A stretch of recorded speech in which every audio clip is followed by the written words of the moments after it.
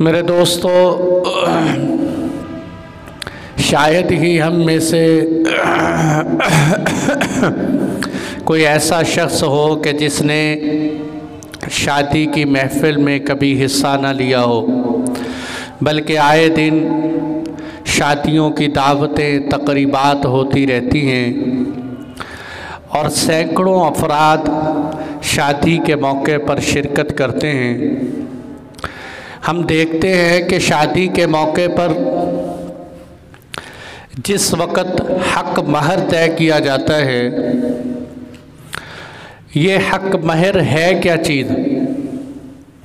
حق مہر کے حوالے سے کچھ باتیں آپ حضرات کے سامنے عرض کرنی کہ حق مہر، مولوی صاحب پوچھتے ہیں بھئی حق مہر کیا رکھنا چاہیے؟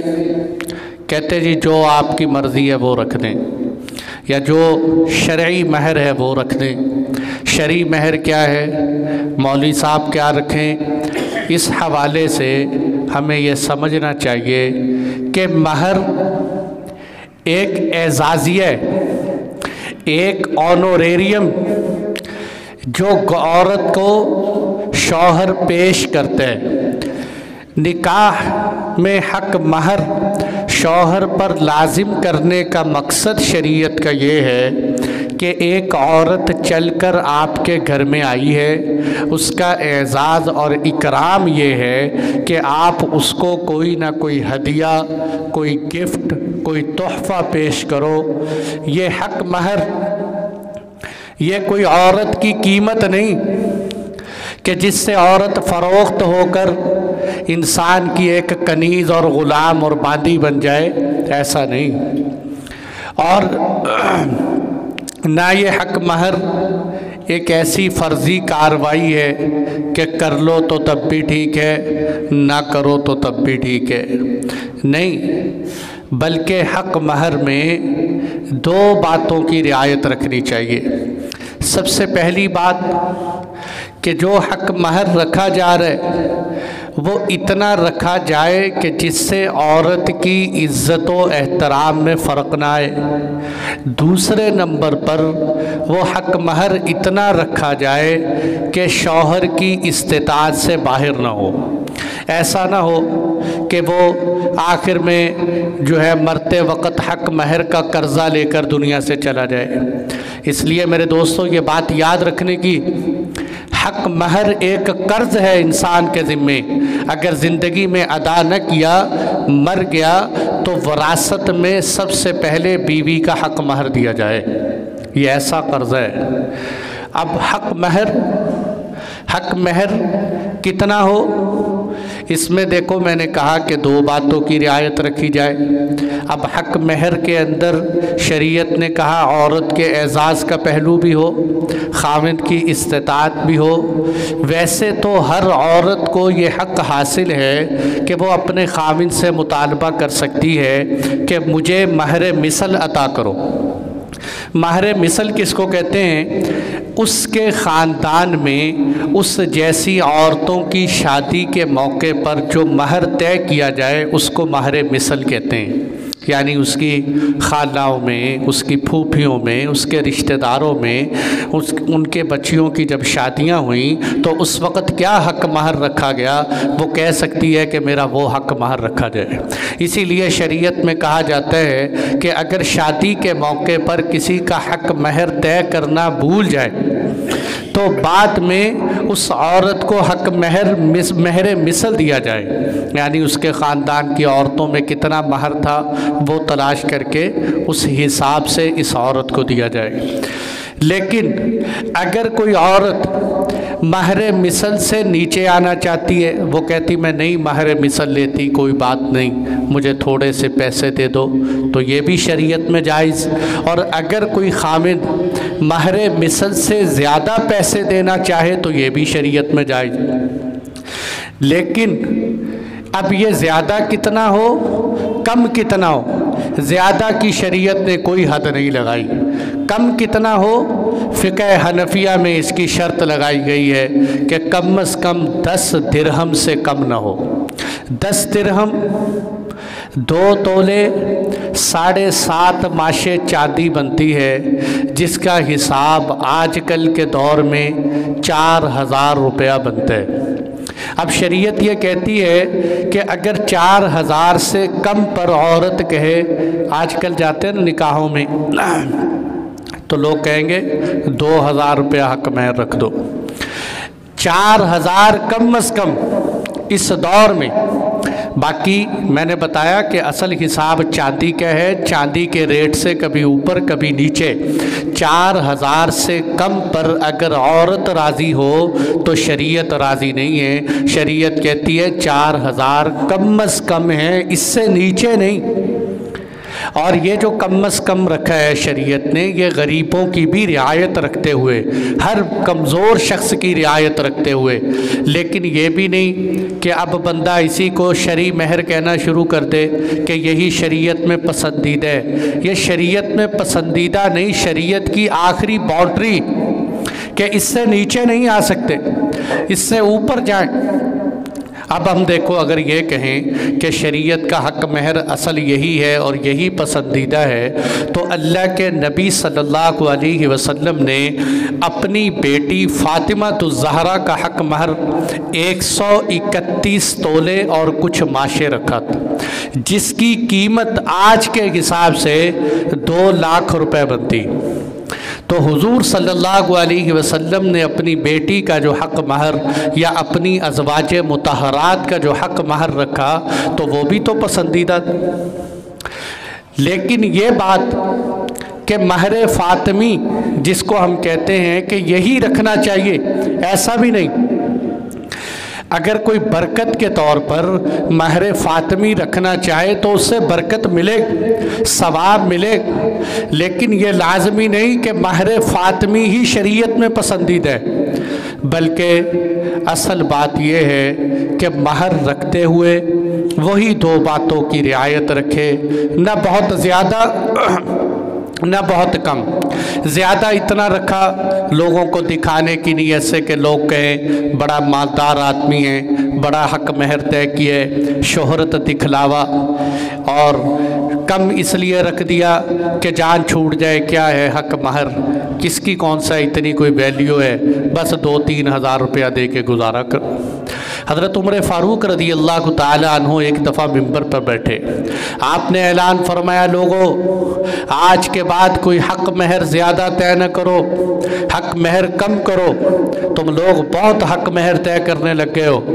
एक औरत खड़ी हुई, कहने लगी, अमीरुल मोमिनीन, अल्लाह ने कुरान में जहाँ औरतों के हक महर का तज़किरा किया है, वहाँ अल्लाह ने किंतार का लफ्ज़ इस्तेमाल फरमाया। किंतार सोने चांदी के ढेर को कहते हैं। तो यहाँ तो लोग 100, 200, 2000 दे के गुजारा करते हैं, अल्लाह तो कुरान में सोने चांदी के ढेर कह रहे। तो अगर कोई हमें ज़्यादा महर देना चाहे तो आप कौन होते हैं रोकने वाले? हज़रत उमर रज़ियल्लाहु अन्हु कहने लगे, इस औरत ने सच बात की।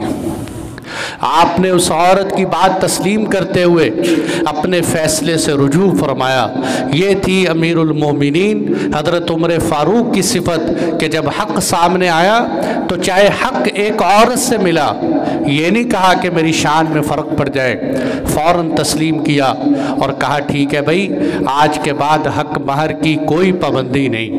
बस ये 2 बातें कि हक़ महर तय करते हुए इतना कम न रखा जाए कि औरत का एजाज़ व इकराम न हो, इतना ज़्यादा न रखा जाए कि मरते दम तक दे ही ना, बल्कि बहुत सारे बीमारी के चारपाई पे लेट कर औरतों से माफ़ियाँ मांगते रहते हैं, मुझे हक़ महर माफ़ कर दो, मुझे माफ़ कर दो, मुझे माफ़ कर दो।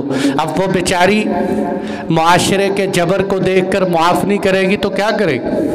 वो कहती है ठीक है मैंने माफ़ कर दी। और ये भी हमारे यहाँ गंदा और उल्टा रवाज बन चुका है कि लोग औरत से कहते हैं कि हक़ महर न लेना, ये माल ठीक नहीं होता, इसमें नहूसत होती, ये हक़ महर बरकत का माल है औरत के लिए, ایسے ہی ہم نے اپنے پاس سے نحوست ڈال دی۔ جو خواتین حق مہر معاف نہ کرے، لوگ ان کو تانے دیتے، ان کو ملامت کرتے، حالانکہ حق مہر تو عورت کا حق ہے جو اس نے وصول کرنا ہے۔ اور پھر مہر کے حوالے سے ساتھ یہ بھی چھوٹی سی بات تذکرہ کرتا چلوں کہ ہمارے ہاں شادیوں کے موقع پر مہر طے کرتے ہوئے 2 لفظ بولے جاتے ہیں، مہر معجل، مہر معجل، ایک معجل عین کے ساتھ، ایک حمزہ کے ساتھ۔ عین کے ساتھ جو مہر معجل ہے تعجیل سے ہے، جلدی نقد مہر ادا کرنا۔ اس کا مطلب کیا ہے؟ اس کا مطلب یہ ہے کہ نکاح ہوتے ہی ادا کر دو، یا بے شک رات کو جا کر ادا کر دو، جلد سے جلد بغیر تاخیر کے آپ حق مہر ادا کر دو۔ دوسرا مہر معجل، مدت، تاجیل، مہلت کا مہر، اس میں بھی ہونا تو یہ چاہیے کہ نکاح کی جگہ پر مدت طے کی جائے۔ ہاں بھی 6 مہینے، سال، 2 سال، 3 سال، کب تک؟ بس ویسے ہی لکھ دیا مہر معجل۔ مہر معجل کی ڈیٹ طے کرنی چاہیے۔ ہمارے معاشرے میں لوگ سمجھتے ہیں کہ مہر معجل اس وقت دیں گے جس وقت طلاق ہو جائے یا جس وقت کوئی فوت ہو جائے اس وقت دیں گے۔ نہیں، مہر معجل کا ٹائم طے کرنا چاہیے کہ اس وقت فلاں تاریخ کو فلاں جگہ پر مہر دیا جائے۔ اور اسی طرح میرے دوستو یہ بات بھی یاد رکھنے کی ہے کہ مہر مالیت ہونی چاہیے، مالیت۔ ایک جگہ پر نکاح پڑھانے کا موقع ملا تو وہ کہنے لگے کہ حق مہر، میں نے کہا حق مہر بتائیے کتنے؟ کہتے حق مہر جو ہے نا لکھ دو 1000 مرتبہ درود شریف، 1000 مرتبہ درود شریف۔ یہ ذکر اذکار کے مہر نہیں چلتے، مہر کے اندر مالیت شرط ہے۔ ہم نے مالیت سے بچنے کے لیے شادی بیاہ کی تقریبات میں ہزاروں روپیہ لگاتے ہیں۔ جہاں اسلام مال لگانے کا کہتے ہیں وہاں ذکر اذکار سے گزارا چلنے ہیں۔ تو کیوں نہ بھئی دیکھوں کے پاس بیٹھ کر ذکر اذکار کر کے مہمانوں کو ذکر ہی کھلا دو۔ یہاں حق مہر کے اندر مالیت شرط ہے، مالیت طے کی جائے۔ اور اسی طرح بہت سارے لوگ حق مہر کے اندر سونا لکھوا دیتے ہیں کہ جی سونا لکھ دو، ہم نے جو بچی کو سونا ڈالنے ہیں وہ سونا حق مہر میں لکھ دو۔ اس میں میرے دوستو یاد رکھنی چاہیے یہ بات کہ اگر تو سونا ہم بچی کو مالک بنا کر دے دیتے ہیں پھر تو ہم حق مہر میں لکھوا سکتے ہیں، لیکن ہمارے معاشرے میں لوگ ایسے حق کرتے نہیں۔ کیوں؟ پتہ کب چلتا ہے؟ جب طلاق دیتے ہیں تو اس سے دیا ہوا سونا چھین لیتے ہیں، تو اس سے پتہ چلا اس کو مالک بنا کر نہیں دیا۔ اگر مالک بنا کر دیتے تو طلاق دیتے وقت اس سے سونا واپس نہ مانگتے، اور جس چیز کو مالک بنا کر نہ دیا جائے اس کو حق مہر میں لکھوانا درست نہیں۔ حق مہر کی رقم الگ سے طے کرنی چاہیے۔ یہ تو ہوئی چند باتیں حق مہر کے حوالے سے۔ اسی طرح حق مہر طے ہونے کے بعد نکاح کا خطبہ ہوتا ہے۔ خطبۃ النکاح فرض نہیں، واجب نہیں، سنت ہے۔ اللہ کے نبی صلی اللہ علیہ وسلم کے دیے ہوئے اس خطبے کی برکتیں حاصل کرنی چاہیے، اور یہ وہ خطبہ ہے جو آپ صلی اللہ علیہ وسلم نے حضرت عبداللہ بن مسعود کو خود سکھایا، اور اللہ کے نبی صلی اللہ علیہ وسلم نکاح سے پہلے اس خطبے کو خود پڑھا کرتے تھے۔ لیکن میرے دوستو دکھ اور افسوس کی بات یہ ہے، آپ کتنی شادیوں میں گئے ہوں گے، خود نظر دوڑا کے دیکھیے کہ نکاحوں کے موقع پر مولوی صاحب بیٹھے ہوئے، پاس 2-3 بندے بیٹھے، نکاح کا خطبہ ہو رہا ہے، پتہ ہی نہیں کسی کو پوری بارات کو کہ نکاح کا خطبہ ہو رہا ہے۔ کوئی محفل میں، کوئی باتوں میں، کوئی غیبت میں، کوئی سیاسی گفتگو میں، کوئی کھانے پینے کے تذکروں میں، ادھر خطبہ ہو رہا ہے نکاح۔ اور افسوس ان لوگوں پر بھی جو شادی پر کروڑوں روپیہ خرچ کرتے ہیں، وہ اتنا نہیں کر سکتے کہ ہم نے میوزک کے پیسے دیے، موسیقی کے پیسے دیے، فلاں چیز پہ پھولوں کے پیسے دیے، اور ظالموں تم ایک ساؤنڈ سسٹم کا ہی جو ہے تھوڑے سے پیسے لگا دیتے تاکہ مولوی صاحب جو خطبہ پڑھے وہ ساری عوام کو سن جائے۔ جو شادی کا اصل ہے، جو اصل روح ہے جس سے سب کو فائدہ ہوتا ہے، وہ تو نکاح کا خطبہ ہے۔ اور نکاح کا خطبہ کوئی سنتا ہی نہیں۔ اسی لیے علماء نے یہ بات تو لکھی ہے کہ نکاح کے خطبے میں دونوں صورتیں ٹھیک ہیں کہ بیٹھ کر دو یا کھڑے ہو کر دو، لیکن میں کھڑے ہو کر نکاح کا خطبہ دیتا ہوں اور نکاح سے پہلے لوگوں کو متوجہ بھی کرتا ہوں کہ بھئی یہ نکاح کا خطبہ سنو، چھوڑ دو اپنی گفتگو کو۔ نکاح کا خطبہ پڑھنا سنت ہے لیکن اس کا سننا واجب ہے۔ اس کے نکاح کے خطبہ ہونے کے وقت اپنی گفتگو میں لگنا، ادھر ادھر کی باتیں کرنا بالکل ناجائز۔ نکاح کا خطبہ ہو رہا ہے تو اس لیے میں تو کہا کرتا ہوں، علماء کرام کی خدمت میں بھی عرض کرتا ہوں کہ نکاح کے موقع پر پوری امت کو متوجہ کریں، جو وہاں لوگ بیٹھے ان کو متوجہ کریں کہ بھئی نکاح کا خطبہ ہونے والا ہے۔ چلو ہمیں سمجھ نہیں آتی، ہم اللہ کے نبی صلی اللہ علیہ وسلم کے ان الفاظ کی برکتیں تو حاصل کریں، برکات تو ہوں، اور اتنا بلند آواز سے ہو، پتہ چلے کہ نکاح کا خطبہ ہو رہا ہے۔ اور نکاح کے خطبے میں چلو یہ یہاں تک بھی بہت سارے برکت کے طور پر سنتے ہیں، لیکن کبھی ہم نے یہ بھی غور کیا کہ وہ خطبہ جو اللہ کے نبی صلی اللہ علیہ وسلم نے سکھایا ہے، اس خطبے میں ہے کیا؟ یہ خطبہ کیا کہتے ہیں ہم سے؟ کیا چاہتے ہیں یہ خطبہ؟ اس کا ترجمہ کیا ہے؟ کیا اللہ کے نبی صلی اللہ علیہ وسلم کی منشا ہے؟ تو میرے دوستو، نکاح کے خطبے میں آپ صلی اللہ علیہ وسلم نے جو ہمیں خطبہ سکھایا، آج میں اس کا موٹا سا مفہوم آپ کے سامنے بیان کرتا ہوں تاکہ جب کبھی بھی آپ کو نکاح میں شرکت کا موقع ملے تو خطبے کو یہ مفہوم سامنے رکھ کے سنو۔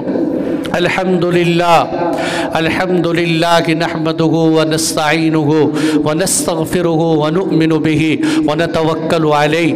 اے اللہ، ساری تعریفیں تیرے لیے ہیں۔ اے اللہ، ہم تجھی سے بخشش مانگتے ہیں۔ اے اللہ، ہم تیرے اوپر ہی ایمان لاتے ہیں۔ اے اللہ، تیرے اوپر ہی ہم بھروسہ کرتے ہیں۔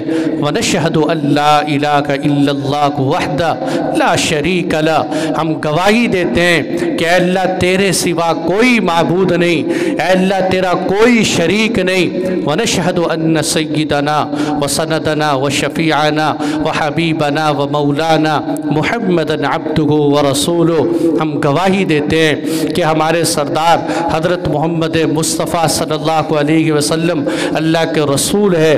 پھر درود صلی اللہ تعالی علیہ وعلی آلہ وصحبہ وبارک وسلم تسلیما کثیرا کثیرا، حضور پر درود پڑھا جاتا ہے۔ یہاں تک آپ صلی اللہ علیہ وسلم نے ہمیں خطبے کے ذریعے سکھا دیا کہ کوئی بھی نیک کام کرنا ہو تو مسلمان کی شان یہ ہوتی ہے کہ وہ اللہ کی حمد و ثنا کر کے شروع کرتا ہے۔ یہ شادی میں دو خاندانوں کی بنیادیں پڑ رہی ہیں، اس لیے اس کام پر اللہ کی تعریف کر کے اس کو شروع کرنا چاہیے۔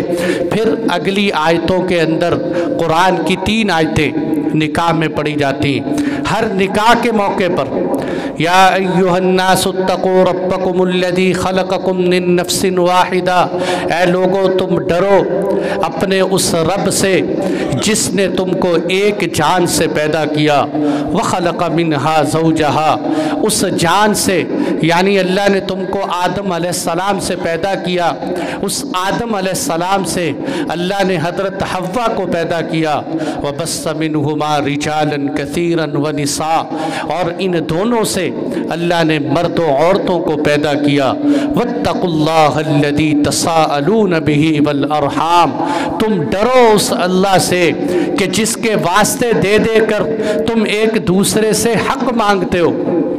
ایک دوسرے سے جب کوئی کام ہوتا ہے تو کہتا ہے یار اللہ کے واسطے میرا حق دے دو، اللہ فرماتے ہیں ڈرو اس اللہ سے۔ والارحام، رشتہ داری کے معاملے میں بھی اللہ سے ڈرو۔ ان اللہ کان علیکم رقیبا، بے شک اللہ تعالیٰ تم پر نگہبان۔ دوسری آیت یا ایھا الذین آمنوا اتقوا اللہ حق تقاتی، اے ایمان والو اللہ سے ایسے ڈرو جیسے ڈرنے کا حق ہوتا ہے۔ ولا تموتن तमूतुन्ना इल्ला व अंतुम मुस्लिमून, तुम्हें मौत तो इस्लाम पर ही आनी चाहिए, और इस्लाम पर मौत तभी आएगी जब ज़िंदगी मुसलमानों जैसी गुजरेगी। तुम्हें तो मौत इस्लाम पर आनी चाहिए। तीसरी आयत, या अय्युहल्लज़ीना आमनुत्तकुल्लाह व क़ूलू क़ौलन सदीदा, ए ईमान वालो अल्लाह से डरो, व क़ूलू क़ौलन सदीदा, और सीधी सीधी बात करो। युस्लिह लकुम अमालकुम, अगर तुम अल्लाह से डरोगे, अपने काम सीधे रखोगे तो अल्लाह तुम्हारे कामों को सीधा कर देंगे। व यग़फ़िर लकुम ज़ुनूबकुम, अल्लाह क्या करेंगे, तुम्हारे गुनाहों को माफ़ कर देंगे। तीसरा क्या मिलेगा, वमन युतिइल्लाह व रसूलहू, जो अल्लाह के रसूल की बात मानेगा उस वो बहुत बड़ी कामयाबी पा गया, वो कामयाब हो। तो ये है निकाह का खुतबा।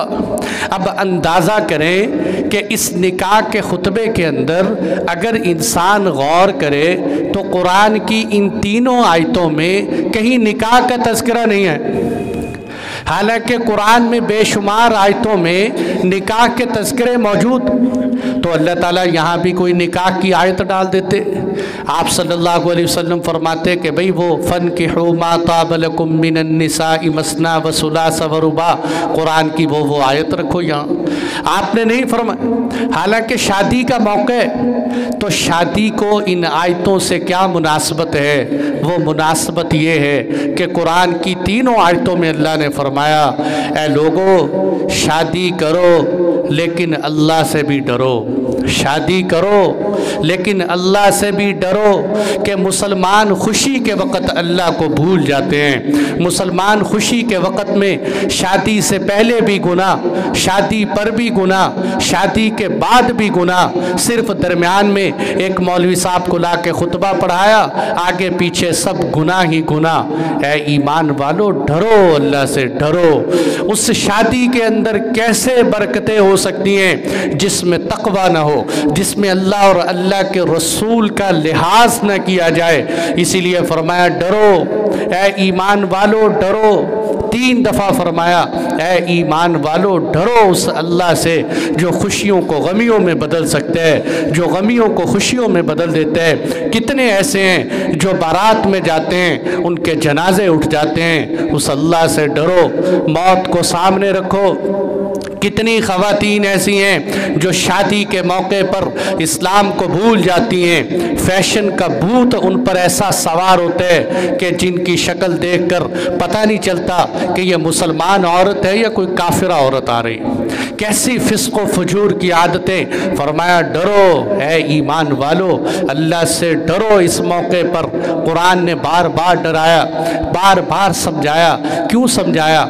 इसलिए कि जो लोग जानते हैं, समझते हैं कि शादी उस वक़्त तक कामयाब होगी और निकाह और अज़दवाजी ज़िंदगी उस वक़्त कामयाब होगी जब अल्लाह और अल्लाह के रसूल की ज़िंदगी को अपनाया जाए। देखें, मर्द के अंदर, मर्द अपनी सारी मजबूरियां अदालत से हल नहीं करवा सकता। खातून अपनी सारे मसाइल अदालत से, पुलिस से हल नहीं करवा सकती।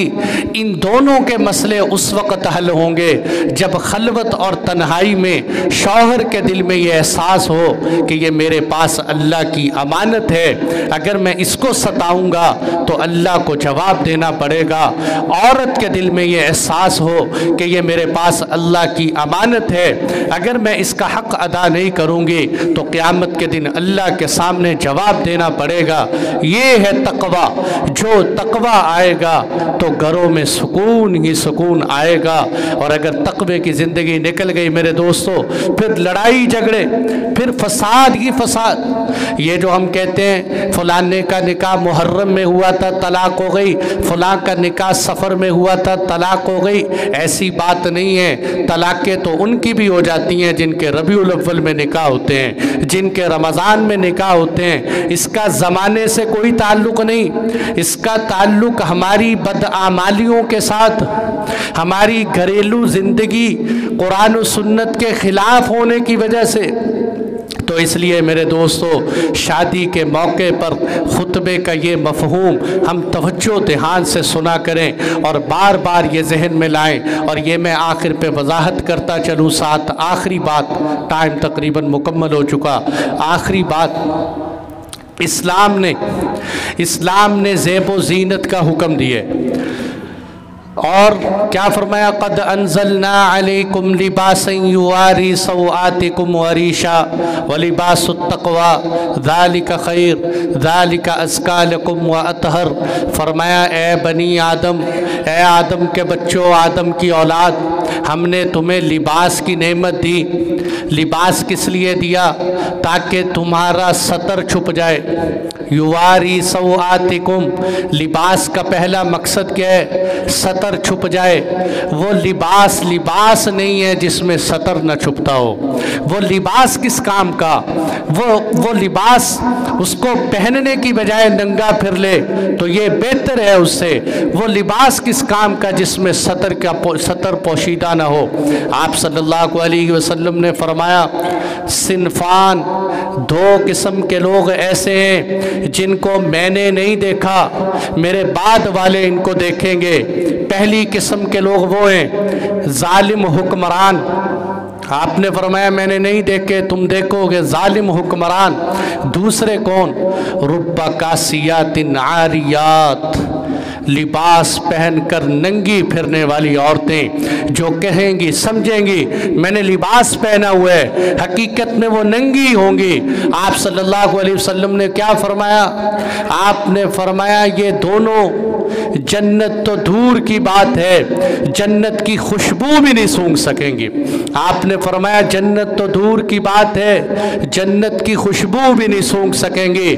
تنگ، اتنا تنگ اور چست لباس کہ انسان کے جسم کی چمڑی تک نظر آئے، اس کے اعضاء نظر آئیں، یہ کس حیا کی دعوت دیتے ہیں؟ الناس باللباس، عربوں کا مشہور مقول ہے کہ کسی بندے کو پہچاننا ہو اس کا لباس دیکھو، اس کا لباس بتائے گا کہ اس کے اندر کتنی حیا ہے۔ لباس دیکھو۔ اس لیے میرے دوستو ہاتھ جوڑ کے عرض کرتا ہوں، آج لوگ یہ کہتے ہیں کہ ہم کیسے کہیں، گھر والے ہماری بات نہیں مانتے۔ اور میرے بھائیوں، اپنی بچیوں کو ابھی سے پراپر مکمل لباس پہنانے کی عادت بناؤ۔ کیوں ہماری بچیاں باہر نکل کر جائیں اور ان کے جسم پر تنگ لباس ہو، چاہے شادی ہو، چاہے خوشی ہو، چاہے غمی ہو۔ ایک صحابیہ عورت، ان کا بیٹا گم ہو گیا، وہ تلاش کرتی گئیں، ایک قبر کے دیکھا کہ کچھ صحابہ کرام کھڑے ہوئے ہیں لڑائی کے موقع پر، کہنے لگیں میرا بیٹا گم ہو گیا، کسی کو ملے۔ ایک کہنے لگے کہ بیٹا گم ہو گیا اور پردے میں پھر رہی، بیٹا گم ہو گیا مصیبت اور اوپر سے پردے لے کے پھر رہی۔ تو وہ صحابیہ عورت نے کیا جواب دیا؟ سبحان اللہ، کہنے لگی میرا بیٹا گم ہوا ہے، میرا حیا گم نہیں ہوا، میرا حیا میرے پاس ہے۔ یہ تو نہیں کہ بیٹے کے جانے کی وجہ سے میں اپنا حیا کی چادر جو ہے جسم سے اتار دوں۔ بعض لوگ ایسے ملیں گے، ان سے جب ترغیب دو تو وہ کہیں گے مولوی صاحب سارا دین لباس اور داڑھی میں تھوڑی، سارا دین لباس اور داڑھی میں تو نہیں، لیکن لباس اور داڑھی دین کا حصہ ہے۔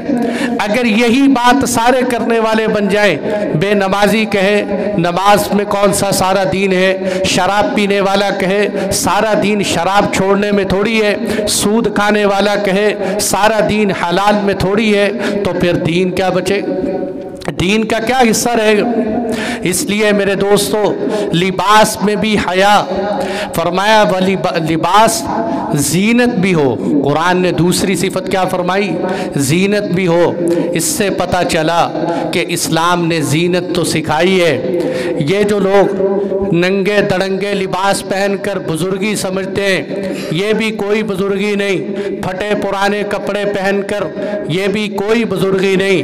قرآن کہتا ہے زینت اپناؤ، زینت اپنانا کوئی تقوی کے خلاف نہیں، لیکن زینت ہو شریعت کی حدود میں، زینت ہو ایسی کہ جس کے اندر اس بات کی رعایت کی جائے کہ پردہ ہو، ستر پوشی ہو، کسی کو دیکھنے کا موقع نہ ملے۔ میری ان بہنوں اور बेटियों से दरख्वास्त है कि जब वो चुस्त लिबास पहने, बारीक लिबास पहने, तो इस हदीस को सोच लिया करें और ये हदीस जाकर सुनाएं घरों में। आप सल्लल्लाहु अलैहि वसल्लम ने फरमाया, लाअनल्लाहुन नाज़िरा वल मंज़ूरा इलैहि, अल्लाह की लानत पड़ती है उस शख्स पर जो औरतों की तरफ नज़र उठा उठा के देखे, जो किसी की माँ बहन की तरफ नज़र उठाए। फोड़ देने का हक है उस आँख को जो किसी की माँ बहन पर उठे। और अल्लाह, आपने फरमाया, अल्लाह की लानत बरसती है उस औरत पर जो ऐसा लिबास पहने कि ताकि लोग मुझे देखें, ताकि लोगों की नज़रें मेरी तरफ उठें। वो बाज़ार में चले टहल टहल के ताकि लोग मुझे देखें, वो गुफ्तगू करे ताकि लोग मुझे देखें। आपने फरमाया उस औरत पर अल्लाह की लानत बरसती है। मेरे दोस्तों, ये जुमले मेरे नहीं, अल्लाह के नबी सल्लल्लाहु अलैहि वसल्लम के जुमले हैं। अल्लाह की कसम, ज़मीन टूट सकती है, आसमान हिल सकते हैं, पहाड़ आगे पीछे हो सकते हैं, लेकिन रसूलुल्लाह के फरमान में रद्दो बदल नहीं हो सकती। आप सल्लल्लाहु अलैहि वसल्लम ने जो फरमाया वो क़यामत की सुबह तक 100% सच है। वलन तजिद लिसुन्नतिल्लाहि तब्दीला, अल्लाह का दिया हुआ तरीक़ा कभी तब्दील नहीं हो सकता, उसमें कभी भी रद्दो बदल नहीं हो सकता। इसलिए मेरे दोस्तों, शर्म व हया के लिबास की घरों में तलकीन करो। आज हमारे यहाँ मुसलमान मर्दों को इस्लाम कहते हैं टखनों से शलवारें ऊपर करो, टखनों से उठाओ। ख़वातीन को हुक्म है कि अपनी शलवार नीचे करो, लेकिन उल्टी गंगा बह रही है। मर्द क्या करते हैं? टखनों पर शलवार, ख़वातीन आधी पिंडली तक शलवार। और फिर अगर कोई समझाए तो उसको ताना देते हैं कि लो जी, दुनिया तो चांद पर पहुंच गई और आप शलवार की बात कर रहे हैं। और जो शलवार ऊपर करके चले उसको कहते हैं ये वो शलवारों वाले, इस्लाम पे चलते भी नहीं, चलने वालों को ताने भी देते हैं। क्या कहेंगे हमें, किस तरह की हम इस्लाम की अक्कासी करते हैं। हज़रत उमर फ़ारूक रज़ी अल्लाह अन्हु, ज़ख़म लगा हुआ आपके, ज़ख़्मों, और ऐसा ज़ख़म जिसमें आपने शहादत पाई, आप लेटे हुए, आपके सामने से एक नौजवान गुज़रा जिसकी शलवार टखनों पर, आपने उसे बुलाया, आपने बुलाकर फरमाया, ओ भाई अपनी शलवार टखनों से ऊपर करो। हालांकि आप लेटे हुए ज़ख्मों में, आपने फरमाया शलवार ऊपर करो। अगर शलवार टखनों से ऊपर करोगे तुम्हें 2 फ़ायदे मिले। कौन से 2 फ़ायदे? एक दुनिया का फ़ायदा, एक आखिरत का फ़ायदा। उन्होंने कहा दुनिया का फ़ायदा, उन्होंने कहा आपकी शलवार गंदी नहीं होगी, जल्दी नीचे जाएगी तो शलवार टखनों से जो नीचे होती है वो सड़क की सफाई कर रही होती है। आपकी शलवार सफाई नहीं करेगी, सड़क की गंदी नहीं होगी जल्दी। दूसरा क्या फ़ायदा होगा? दूसरा फ़ायदा ये होगा, सुनो, दूसरा फ़ायदा ये होगा कि क़यामत के दिन अल्लाह के रहम से तू महरूम नहीं होगा, अल्लाह के रहम से तू महरूम नहीं होगा। और आपने फरमाया 2 नुकसान क्या होंगे अगर शलवार टखनों से नीचे रखोगे? 2 नुकसान मिलेंगे। पहला नुकसान शलवार गंदी होगी, दूसरा नुकसान आखिरत का, क़यामत के दिन अल्लाह के रहम से महरूम हो जाओगे। इसलिए मेरे भाइयों, फैशन को न देखो, इस्लाम को देखो। आज हम मगरिब की नक़ाली करते हैं, उन जैसे बनना चाहते हैं जहाँ सूरज जाकर गुरूब हो जाता है। सूरज का गुरूब होना ये हमें सबक देता है। ऐ मुसलमानों, इनकी नकल ना उतारो जहाँ आके तो सूरज भी गुरूब हो जाते हैं। इनकी नकलें उतारोगे तुम्हारी ज़िंदगी के सूरज गुरूब हो जाएंगे, तुम्हारी कामयाबियाँ खाक में मिल जाएंगी। मुसलमान बन के ज़िंदगी गुजारो, मुसलमानों वाला लिबास पहनो, अपने आप को हल्का न समझो, कमतर न समझो, इस्लाम के लिबास को आला समझकर। ये मेरे दोस्तों फैशन और इस्लाम, इसको सोच सोच के हम ज़िंदगी गुजारें। जो कुछ कहा सुना गया, अल्लाह ताला हम सबको